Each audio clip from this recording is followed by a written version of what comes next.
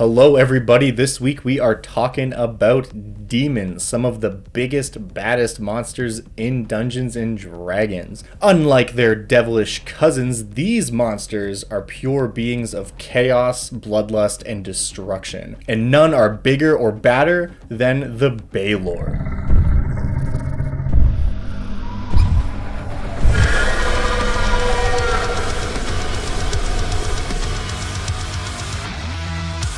Hello and welcome to Monster of the Week, the show where we dig up old creatures from past editions of D&D and other tabletop games and bring them to light for use in your 5th edition D&D campaigns. My name is Josiah, also known as Dungeon Dad, and today we are talking about one of the biggest, baddest monsters in the history of the game. When we talk big, powerful demons, most people immediately think of the Balor. I mean, one of these dudes even killed Gandalf, and he was like a god wizard.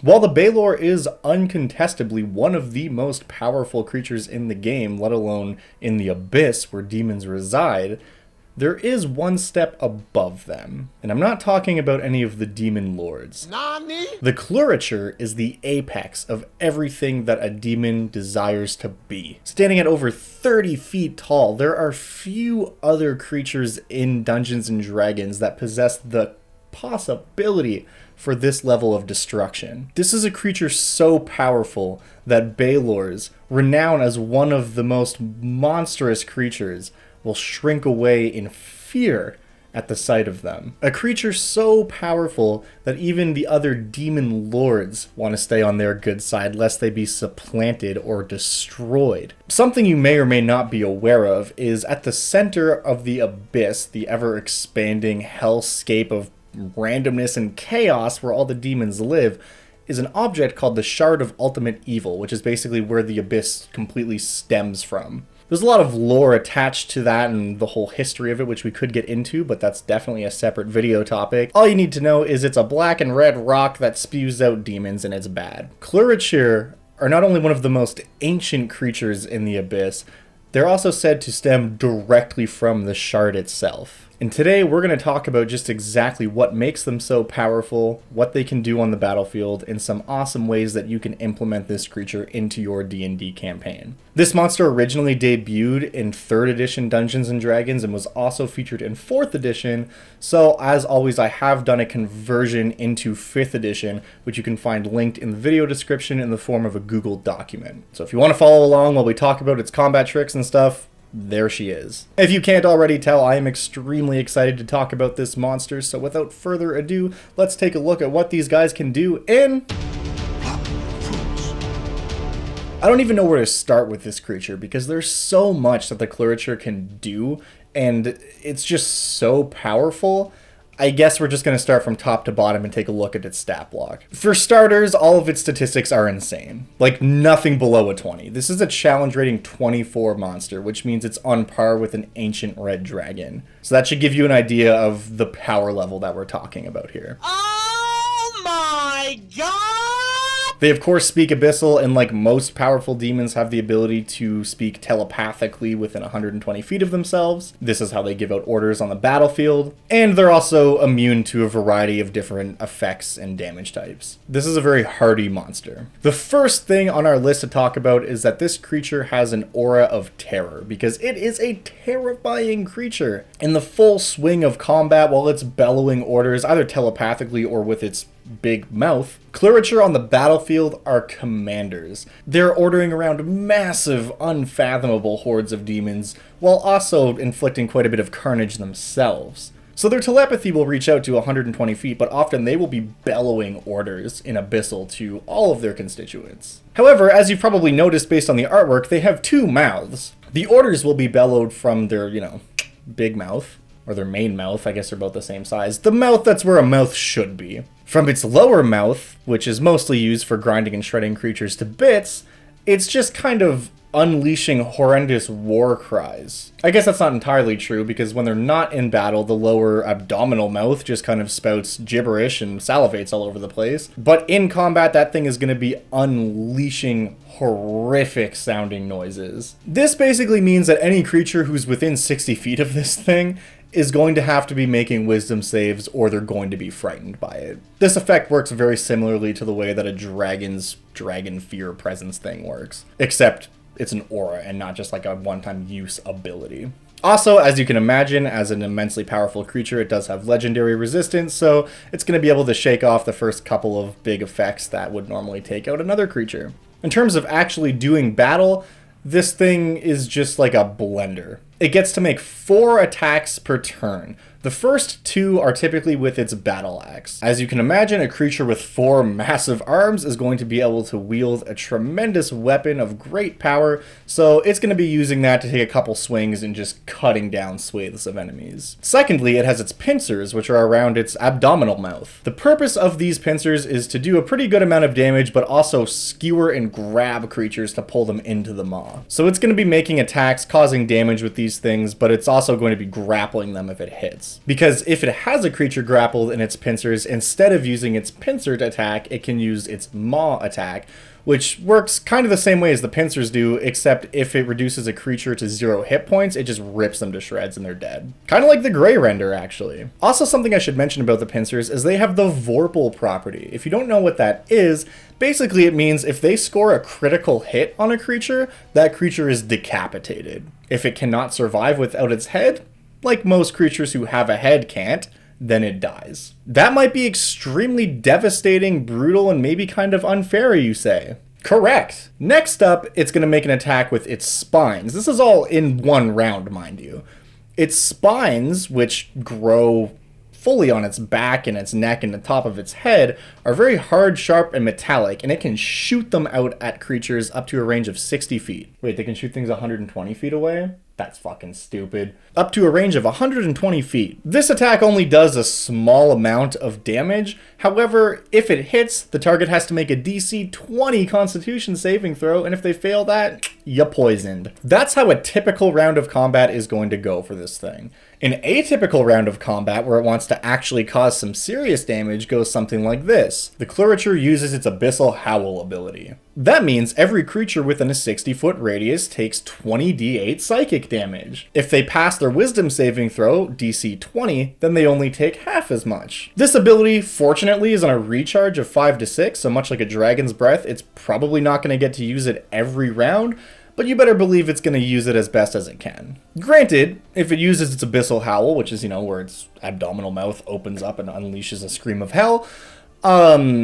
it can't do all the other stuff. It doesn't get to attack with the axe and the spines and everything, but I mean, hey, 20d8 psychic damage to everything in a 60-foot radius surrounding you is a pretty fair trade-off, I think. And that's typically how this creature's combat is going to flow. It's going to be ordering around the demons around it, using its Abyssal Howl when it has the option to, otherwise wading through combat. And of course, no creature at this level of power would be complete without a couple legendary actions. So let's take a look at those. For starters, as a legendary action, this thing can use what I have affectionately called flesh whips. A neat detail about the Klurichir is it has these little whips of its flesh that kind of dangle off the back of its body that constantly just lash out and strike at anything near it when it gets into this like battle frenzied state. These whips don't hit for a ton of damage, but it is 2d8 plus 10, so it's not nothing. The neat thing about them is that the target is chosen randomly because it's just kind of like an instinctual reaction. It's not choosing to target anything with these flesh whips. They're just reaching out and lashing at whatever. That includes other demons. So if this thing has allies around it,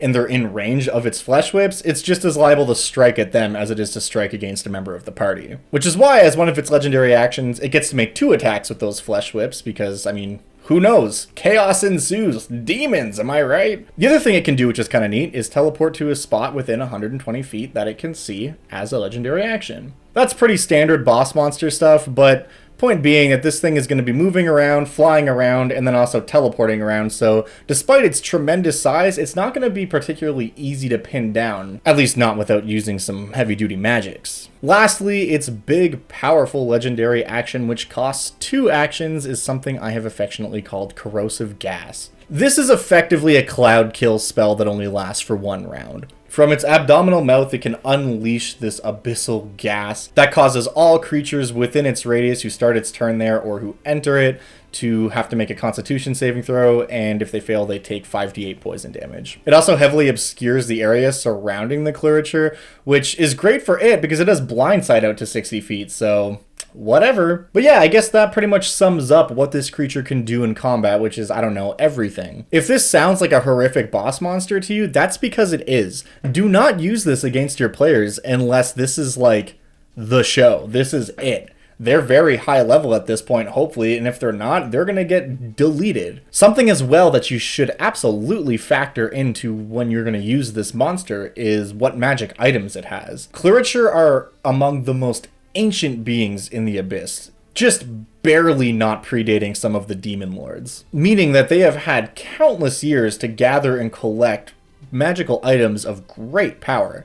So this thing's base stats might seem pretty good, but you should consider what kind of axe is it using, what magical properties does it have, what kind of armor might it be wearing, what other magical items does it have that it's using to just bring its power level up to 11. Because the thing about Klurichir is they're not these like stupid savage beasts. Off the battlefield, they're actually quite intelligent and calculated. Of course, when they get into the heat of combat, maybe some of that bloodlust that all demons have starts to take over. But outside of that, they're strategists. They're going to be going into that combat with every advantage they can find, and a creature this powerful in a place like the Abyss is going to have some demonic evil shit. Just something for your consideration. Now, there are a lot of different ways you can use this creature outside of just throwing it at the party as a combat encounter. So on that note, let's talk about my favorite part, which is... So as I mentioned a couple times earlier, Klurichir are extremely and inordinately powerful compared to almost any other demon in the Abyss. Literally the only thing that even has a chance of matching or challenging them in power is one of the demon lords. So I think it's very telling that the only real power these guys answer to is like a named NPC godlike entity. And even then, it's not even guaranteed that they answer to them. Demon lords often keep Klurichir as like kind of arch generals of their army and only send them on missions that they're personally invested in. The reason for this is A, because they're so extremely powerful, it would be a waste to send them on some like piddly mission that doesn't really matter that much. And B, if the Klurichir feels that its abilities are being misused or that it's kind of doing stuff that's beneath it, or that the plan that it's being told to enact is not sound, it's just as liable to cut down that demon lord and try to supplant them or straight up fuck off back into the Abyss and find someone else to fight with as it is to actually follow through with that plan. It's a very tenuous relationship, I imagine, and as long as a demon lord can continue to impress a Klurichir with what it's doing, it will stay in their service. But that service only goes as far as the demon lord's ability to act intelligently and strategically, at least as far as the Klurichir is concerned. In the Forgotten Realms, there's actually a kind of canon explanation for this, where some people believe that the Shard of Ultimate Evil actually created these things to keep the demon lords in check and make sure that they continue to advance the aims of the Abyss itself, which is to expand and eventually encompass all of creation. So yeah, you could say that the Klurichir have zero chill. In terms of actually using a Klurichir in your game, the only time your players are ever going to fight this thing is if you're running some extremely high level stuff. Like this is end of the world, the Abyss has split open, and all the demons are flooding the material plane. Often at their back, a Klurichir who is just commanding swathes and swathes of these demons, ultimately to their deaths, but it doesn't care. It has a nigh unlimited amount of demons that it can just throw and throw and throw and throw, while it and its Balor commanders kind of do all the work. And it's happy to do so. When it goes into battle, the Klurichir, like most demons, enters that kind of frenzy mode, and it's going to be stepping on other demons, moving to the front lines, and just cutting down anything that gets in its way. Probably pulling in some smaller ones and just consuming them, getting itself riled up in this fiesta of bloodshed. So for your players to go up against that, they better be ready. My first instinct for how to use these guys is basically one step below the party's ultimate encounter with a demon lord. Like if your campaign is all about Demogorgon or Grazit or something, like making a play and trying to claim a big part of the material plane as a chunk of the Abyss, they might fight one of these guys like leading an army before they have their final encounter with the Demon Lord themselves. Or maybe you use the Klurichir as your big bad, and one of these things has just decided that it's going to cut out a part of the material plane for itself. And if that happens, that's bad for everyone. So if you wanted to use this monster, but maybe in a way where your party wasn't meant to fight it directly, posing it as this kind of big arch villain could be a really interesting problem for a mid or even low level party. Maybe the adventure isn't about them taking down the Klurichir itself. Maybe it's about this group of like level 3 or 4 PCs that have to trek to this mountain range far to the north to find this ancient gold dragon who lives there and try to convince it to come down to the south and fight this thing on their behalf. Because them and the kingdom they're from know that they ultimately will have no chance when this tide of demons comes upon them. I'm a big fan of that archetype where the party basically has to find a way to subvert something that they themselves have no real hope of doing. Like a group of level 5 PCs can fight some cultists and fight some other demons, but against this thing they have no chance. So perhaps that's their mission. In true Godzilla fashion, they have to find a bigger fish to eat this one. What the implications of that are, or what the aftermath is, who knows. Maybe the thing they're seeking help from isn't necessarily the most savory character. It could be an ancient red dragon even, or some other type of traditionally evil monster. But even the most evil, intelligent monster that lives on the material plane realizes that an invasion from the abyss is just as bad for it as it is for all the other creatures that live here. If the material plane is transformed into an unlivable hellscape, a red dragon has no way to gain treasure and followers, etc., etc.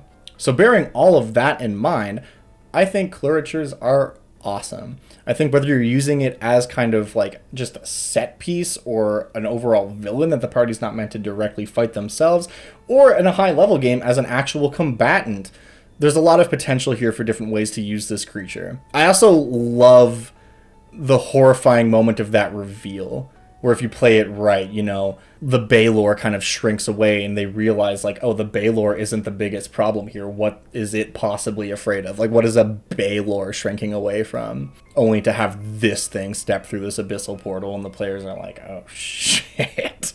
I also want to give a special shout out to Reddit user Dovahkiin64 for recommending this monster. Not only did you recommend a very solid creature, you also used the Reddit, which does exist. I'm sure Dovahkiin64 is very lonely over on the subreddit because, to be honest, we just don't really use it too much. If you want to help change that, there is a link to it in the description below. Go over there and check it out. I think that with your help, we can turn it into a real community. Also, I need to remember that it exists and actually post stuff there from time to time, but that's okay. In any case, if you do want to use this monster, as I mentioned before, the stat block is in the form of a Google document in the description below. And if you are one of my lovely patrons, you can also find the monster manual style stat block with the artwork and my write-up and description and all that good stuff on the Patreon page, which is also in the description below. If you do enjoy these videos and you enjoy this channel, please like, subscribe, leave a comment. All that stuff helps me tremendously. And if you have a monster that you'd like to see featured in Monster of the Week, please let me know either on Discord or in the comment section or on Reddit, wherever, and maybe you'll see it show up in one of my videos. Till next time.